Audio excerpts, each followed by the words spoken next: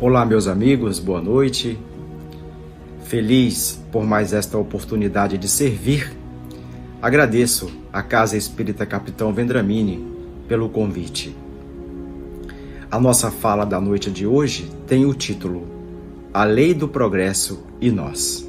Mas, antes, vamos agradecer a Deus por esta oportunidade de servir.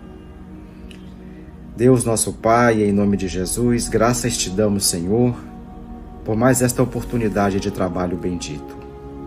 Jesus, nosso mestre, modelo e guia, somos gratos a Ti pelos Teus ensinamentos e te rogamos a presença aqui no nosso meio, conduzindo o nosso pensamento e a nossa fala, que ela alcance todos os corações nos dois planos da vida.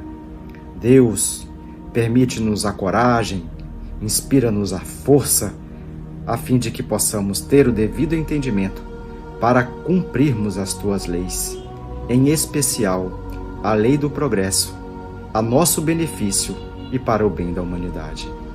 Fica conosco, hoje e sempre, graças a Deus. A nossa fala, como dissemos, para a noite de hoje, encontra-se no Livro dos Espíritos, parte 3ª, no capítulo 8, cujo título é Lei do Progresso.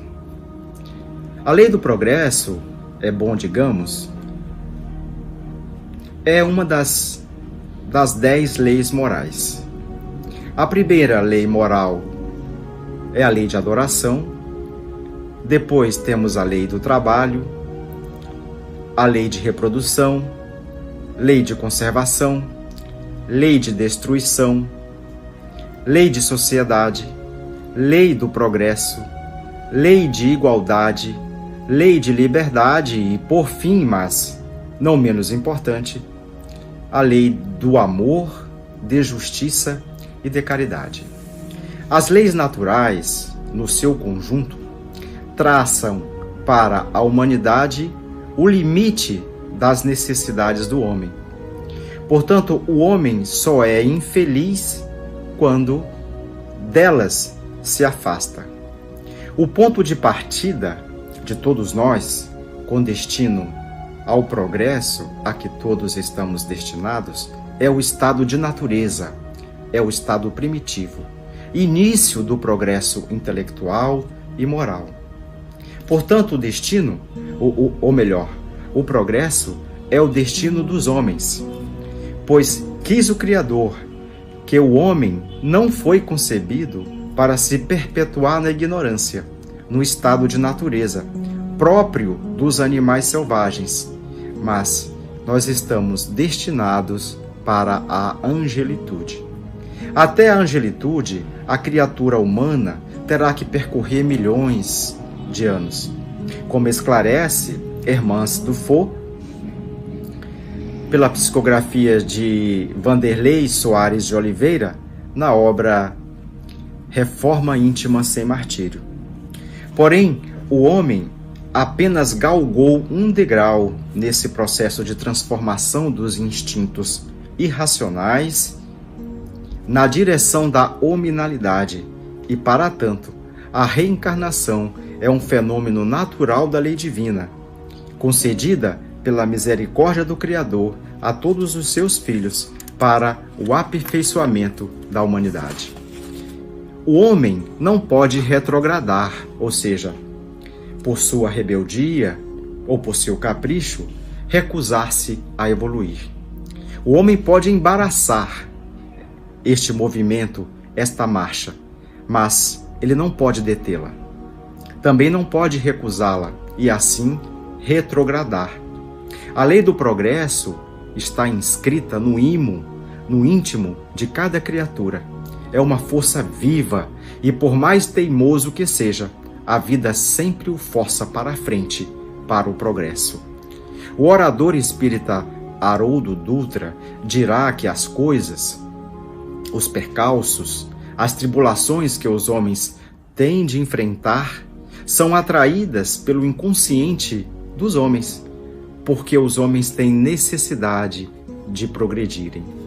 São essas circunstâncias inerentes à vida de todos nós, benditas oportunidades de aprendizado e aquisição de sabedoria, que, uma vez bem aproveitadas, bem suportadas com fé, coragem e sem revoltas descabidas, proporcionará ao homem o bem sofrer, a aquisição para a aquisição de virtudes, como a paciência, a resiliência e a confiança nos desígnios do Pai. Todo o problema que enfrentamos pede de nós uma solução. E assim, por mais que nos recolhamos ou nos maldigamos com relação às situações vivenciadas, nos entristeçamos com os reveses, com as perdas de entes queridos, com as dificuldades que passamos, quer a vida que desenvolvamos neste trabalho virtudes, sabedorias, que mesmo os bancos escolares não seriam capazes de nos proporcionar.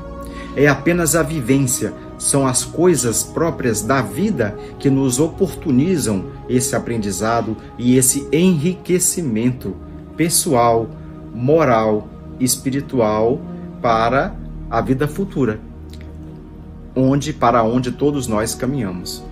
São estas circunstâncias, portanto, oportunidades de aquisição dessas virtudes. Dirá um cantor sertanejo, que a vida só é dura para quem é mole. Portanto, malgrado o desejo do homem de não querer evoluir, a torrente que ele pensa poder sustar será capaz de arrastá-lo. Porque não é possível manter-se o homem no estado de infância. O homem foi criado para progredir incessantemente, porque Deus nos fez para a luz, não sendo possível negar a lei do progresso. Por isso os homens marcham para o progresso, mas nem todos progridem do mesmo modo e ao mesmo tempo. Daí porque é fácil comprovarmos a desigualdade das condições de vida, a hiperconcentração das riquezas nas mãos de poucos diante da imensa gleba de miseráveis. É fácil observarmos e sentirmos os efeitos de leis humanas que privilegiam o mais forte em detrimento do fraco, o uso da inteligência até mesmo para a prática do mal, o uso do conhecimento como forma de poder e de dominação. Ainda assim, o contato social é oportunidade em que os mais adiantados auxiliem o progresso dos outros, pelo desenvolvimento de uma daquelas virtudes que falávamos há pouco, a virtude da solidariedade. Na questão 780, o Livro dos Espíritos ensina que o progresso moral decorre do progresso intelectual, mas o progresso moral não segue a evolução do progresso intelectual imediatamente.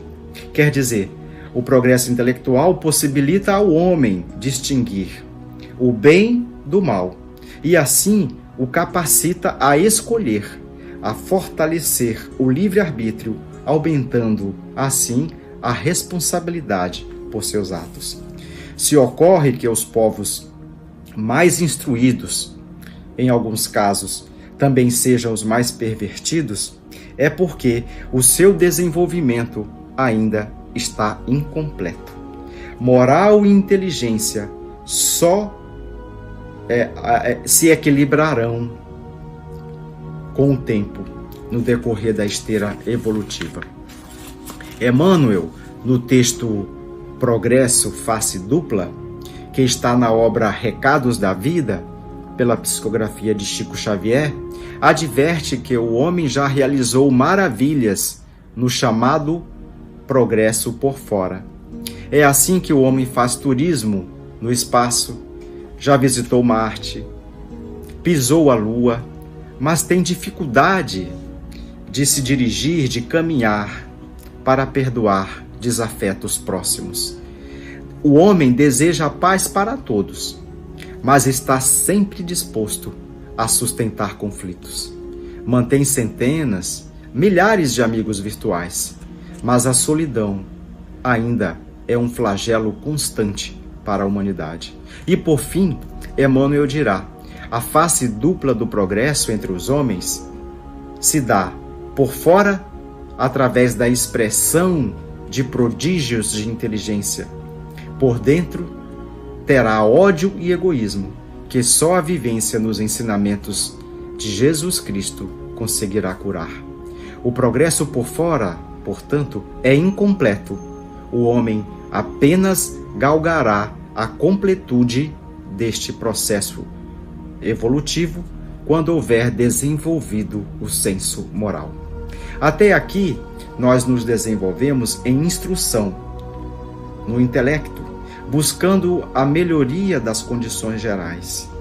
Porque todo problema solucionado se traduz em progresso. A soma das soluções é progresso realizado. Vai dizer Hermance Dufour, a criatura humana conquistou méritos na horizontalidade dos valores cognitivos. Saiu, portanto, da irracionalidade, da animalidade, para a hominalidade. Nos tempos atuais, é justo percebermos que o homem está apenas dando os seus primeiros passos para a verticalização, que é o movimento para dentro de nós, na direção do nosso Pai Criador, que habita dentro de nós, na porção divina. Buscando, portanto, esta conexão com o nosso eu superior, a fim de que possamos ampliar a consciência do terreno dos sentimentos, dilatando as virtudes celestiais, porque, sendo criaturas, trazemos porção do Criador no nosso íntimo. A renovação é um trabalho lento e progressivo. Muitos de nós querem caminhar mais rápido do que podem. Já outros, mirando nos exemplos do Cristo, não creem poder superar as próprias imperfeições nesse esforço de renovação. Por isso, Hahnemann dirá em sua fala: o homem se julga dispensado de esforçar-se para corrigir seus defeitos, muitos deles em que, de boa vontade, se satisfaz. O Nobel de Literatura José Saramago tem uma frase de que eu gosto muito: não tenhamos pressa, mas não percamos tempo. Quer dizer, devemos, sabendo que este processo é lento e gradativo, reconhecendo em nós as nossas sombras, nós devemos enfrentá-las, não reprimi-las, mas buscar, pela disciplina, transformá-las em virtudes celestiais, em virtudes eternas que garantirão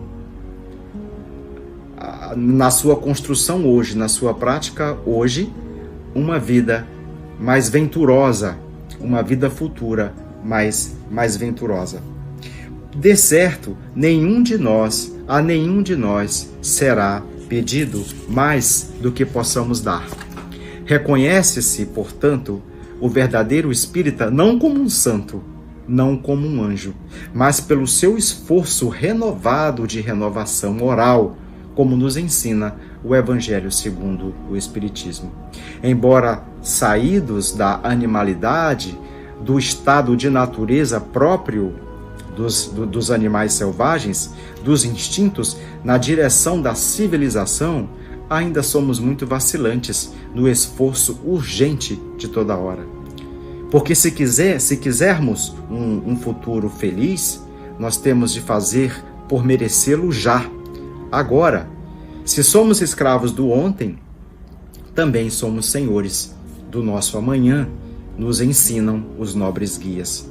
Importa, assim, com humildade, reconhecermos as nossas próprias imperfeições, porque há muitos dentre nós que acreditam serem melhores do que são na realidade, mas por vaidade e orgulho, e com isso, por vergonha de se exporem, cruzam os braços diante do trabalho a ser feito, diante das mazelas íntimas, das quais já gostariam de ter superado, mas que ainda muito lhes agradam.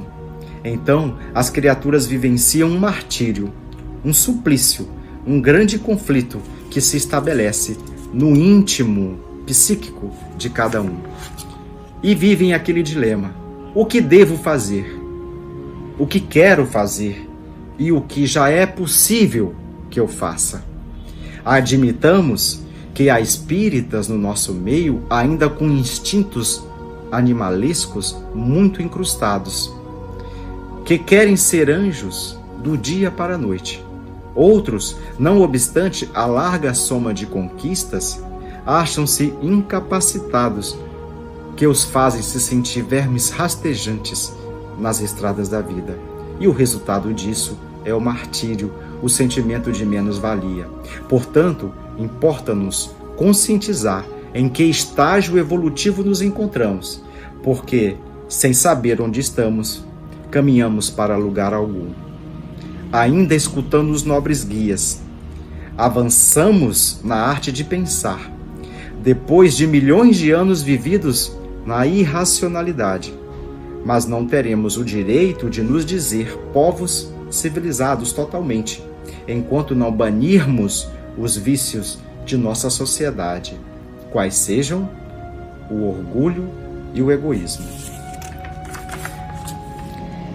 Enquanto não vivermos como irmãos, praticando a caridade cristã.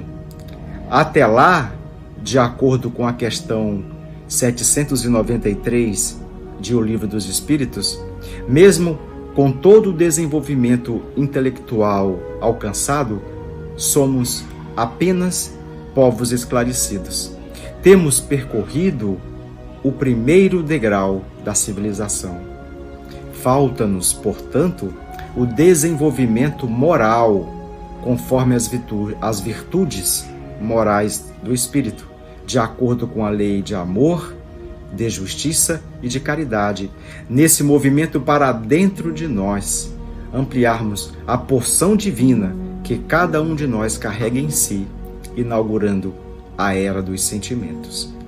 Amor pela vida, amor pela natureza, amor pelos animais e doação de nós mesmos no trabalho constante da nossa felicidade, que é em trabalhar pela felicidade de todos. É fácil? Não, não é fácil. Tenhamos bom ânimo, nos convidou Jesus há mais de 2000 anos.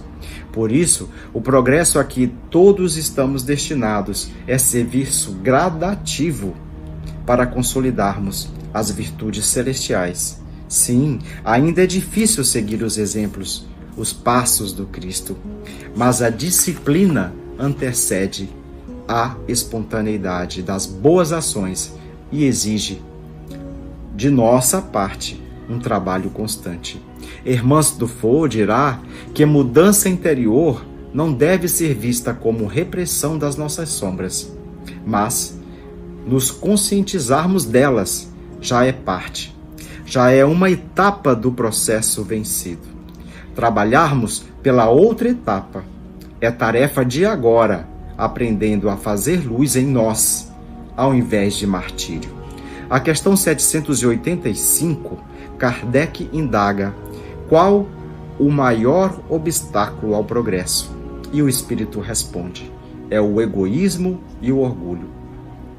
Porque muitas vezes o progresso intelectual, o conhecimento e o saber que conferem o poder é usado na formulação de leis humanas muito distantes dos fundamentos e bases das leis divinas, reduplicando o orgulho e o egoísmo.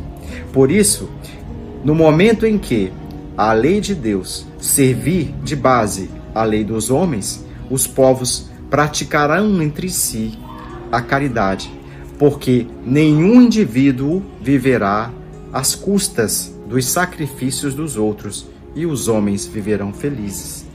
É nesse processo, portanto, que a caridade mata o egoísmo e a luz vence a ignorância das trevas. E para nós espíritas, qual a influência do espiritismo para o progresso? Ora, meus caros, o espiritismo tornar-se-á crença geral e inaugurará uma nova era na humanidade, nos ensinam os espíritos. Porque ele, o espiritismo, está na natureza e chegou a hora de ocupar o seu lugar. Mas, contudo, ainda haverá lutas para não formar a convicção, porque Jesus, nos seus ensinamentos, nunca corrompeu consciências, nunca usou de violência para impor a verdade. É porque os homens, no decorrer dos tempos, sempre utilizaram do seu conhecimento como um instrumento de dominação. Então, será preciso a doutrina espírita vencer resistências, vencer muitos interesses, superar o materialismo que ao longo das eras se estiveram presentes, fazendo com que poderosos utilizassem esses conhecimentos em benefício próprio. É por isso, vão dizer os Espíritos na questão 799 de O Livro dos Espíritos, o Espiritismo contribuirá para o progresso destruindo o materialismo, que é uma das chagas da sociedade. É assim que o Espiritismo desvenda que a vida não termina no túmulo e elimina as dúvidas da continuidade da vida, que a felicidade é conquistada aqui, no presente, na superação dos interesses, pelo privilégio de grupos, de castas e, sobretudo, na vivência da solidariedade que há de unir os homens como irmãos que somos. Então essa foi a nossa fala de hoje. Nós estamos agradecidos por esta oportunidade e obrigado pela paciência, e vamos encerrar com mais uma prece a Deus nosso Pai por esta oportunidade. Deus nosso Pai, graças te damos, Senhor, por mais esta oportunidade de estudo e de reflexão sobre a lei do progresso, que cada vez mais, na esteira da nossa vida atual, possamos, Senhor, bem compreendê-la e mais ainda cumpri-la conforme os teus desígnios. Nos inspira, nos dando a saúde necessária, a coragem e a força para empreender esforços, a fim de que possamos superar as nossas sombras internas com a luz do Evangelho de Jesus. E assim nos encerramos, Jesus, esta oportunidade de trabalho, gratificado a Deus, nosso Pai, rogando as tuas bênçãos, Senhor, nesse início de semana, a todos nós, que seja uma semana venturosa, de trabalho e de estudos. Ampara a humanidade, Senhor, em especial aqueles que tateiam nas sombras da ignorância, na resistência ao atendimento do chamado de Jesus. Que eles sejam tocados, Senhor. Que a porção divina em cada um de nós atenda ao teu chamado, despertando a consciência de cada um. Fica conosco hoje e sempre. Graças a Deus.